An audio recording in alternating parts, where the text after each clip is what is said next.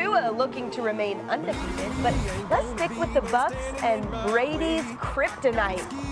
1-4 against the Saints this time. He's 29-6 against the rest of the NFL. Maybe Jameis Winston will have something to say today. Saints trailed 26-10 in the fourth quarter in Week 1. Scored 17 straight to win 27-26. Our Jeff Darlington is live in New Orleans with the very latest on what the Bucs are dealing with in New Orleans today. Sam, we've got a big game in the Big Easy, and it's going to be a difficult one for the Bucs given the injuries that are plaguing this team.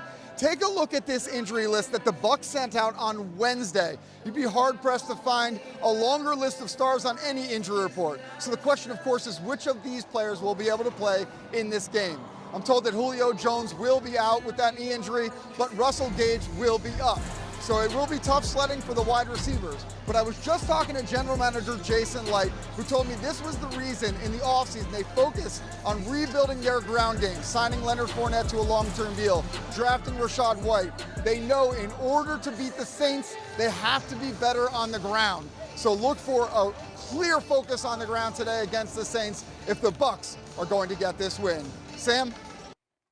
Yeah, it's going to be interesting to see how they play this, Teddy, because I don't know that anybody can disagree that the Saints have basically owned the Bucs with Brady. I just don't necessarily understand why. Do you disagree with this notion? What is it about the Saints? Are we still celebrating regular season wins? I mean, they got them in the regular season. So it doesn't even matter. When the playoffs came, they beat them. So, I mean, I know. So Tom knows this. I mean, the Bucs can see this, and they want to answer these questions, absolutely. But one of the most surprising things I saw in week one, I mean, I shouldn't be surprised, but I mean, Tom still got zip on the ball. All right, he's still, I mean, does he look a little skinnier? Actually, to me, too, he looks like he's lost a little weight, but that arm is live. He's ready to go. And another thing, that Tampa Bay Buccaneer defense, it's something I love to watch, and especially these linebackers in terms of Lavonte David and Devin White. These are two definitely one of the best tandems in the league, and this is what Jameis is going to have to deal with. And they have different games, too. That's what I'm talking about here. Yep. White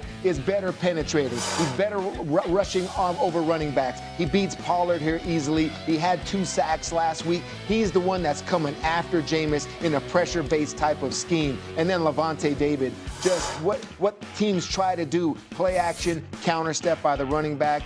David's not buying it. There's another little pull, a run action. You're trying to get him to bite to get him out of his window in zone coverage, but he just knows what play it is, diagnoses the coverage. That's a deep in cut coming about 15, 20 yards, and he still has the range to get his hands up and ball disrupt that, all right?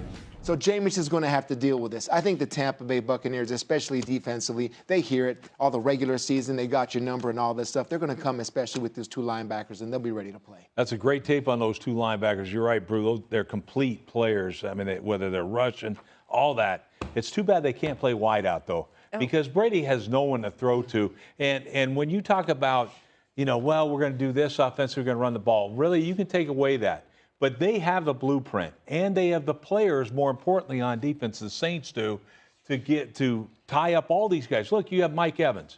All right, that's what you have. He's phenomenal. But he can't do it by himself out there. And to me, I just think it's going to be more of the same. That's what I look for with this Saints. I love how creative they are up front against Brady. I just think it's such a horrible matchup for them. And again, you're right. They're going to beat him again in the regular season. They'll celebrate those regular season ones. But, hey, I beat the Patriots in the playoffs myself once. So, there's something to it. I just think this team matches up so well against this Tampa Bay team, and schematically they do as well. I think it's going to be tough. To me, the run game is not the answer for me for Tampa Bay to get over this hump. Yes, 0-4 regular season and that 1 win in the playoffs. But there's something that really sticks out to me, Rex, what you said. Where's the production coming from the wide receiver position with all those injuries? Bring in some veteran guys in. You brought in a guy named Julio Jones. Yes, he's a little hobble, but there's another wide receiver that you got. I'm talking about Russell Gage. Last week, as you can see what performance Julio Jones was able to put up there, he had 3 catches, but this was his biggest catch. Right here, being able to put it into a veteran's hands. So tonight, going against the New Orleans Saints, there's one thing that really stands out to me in those 4 games. 37% on 3rd down.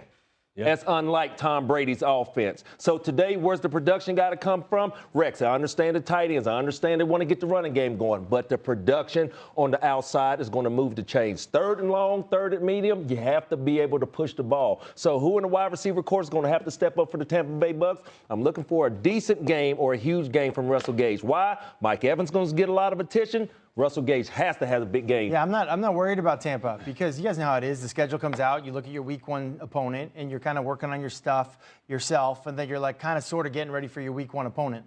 Tampa didn't do that. Sam, you said it, 29-6 against the whole NFL and 1-4 against the Saints. That's not what Tampa did. Tampa was like, all right, well, you know, we got to fix how we play the Saints. You know, how we play against that one team. And I believe they used the formula that they worked on all offseason last week against the Cowboys. I don't even think it was like a Cowboys-specific game plan all the way. It was Fournette. And sure, it was a Cowboys game plan, but the overall thing was like Leonard Fournette needs to be a bigger thing. So I do think it's run game. I don't worry about Tom Brady's arm. I worry about the guys protecting Tom Brady. So how do you help out the offensive line? You run Fournette. I think we'll see more Fournette than we've seen in the other matchups, and I think that'll be the difference for this team. I really do. Kamara's not going, right? No. Right. There is no Kamara. Right. So we're going to see a lot of Jameis. All right, we're going to see what Jameis can do. And, I mean, how well do you think Jameis is going to do? I mean, Not a believer, I'm not saying, I don't get all the New Orleans Saint love when Jameis Winston is the quarterback here when I've seen nothing significant from this player in years. Well, but this is his old team, too, now. So you want to talk about a team that knows Jameis. They know that he can throw 30 touchdowns in a season. They know that he can throw Along with 33 picks, right? Okay. That's fine. I hear you on that, and there has been some inconsistency. We've seen very high highs from Jameis and very low lows. But last week, when it mattered, he was 13-16 in the fourth quarter and finished the game well. So if he can keep that level of consistency when it counts. And Michael Thomas is back. Michael Thomas is back, Michael too, Thomas now. had 2 touchdowns last week. The wide receiver, Jarvis Landry, looked really good. Yes, He's he got did. some serious weapons out there. I know Kamara's not out there, but he's got options, Jameis does. I know you. I see you. True. It's a baseball Someone call that score being game. a hater, but I'm It's a not. baseball score game. I like Jameis. Speaking of teams you hate on, let's just get like to Fournette the more. Cowboys. They This your played team. the Bucks last week. Oh, Sam's team, the Cowboys. Oh, stop it. I thought they were going to win one game. I didn't know their QB was going to go down, Super okay? Bowl bound. It was a rough week 1 for both of these teams, with the Bengals losing also. Joe Burrow looking to bounce back after he had a career-worst 5 turnovers in the Bengals week 1 loss to the Steelers. Only 5? He was also sacked 7 times for the second straight game. Cooper Rush gets the start at QB for the Cowboys after Dak Prescott had thumb surgery this week. But Cowboys fans are looking for help wherever they can get it. Don't worry, YouTube sensation Scooter Magruder is here to keep you positive.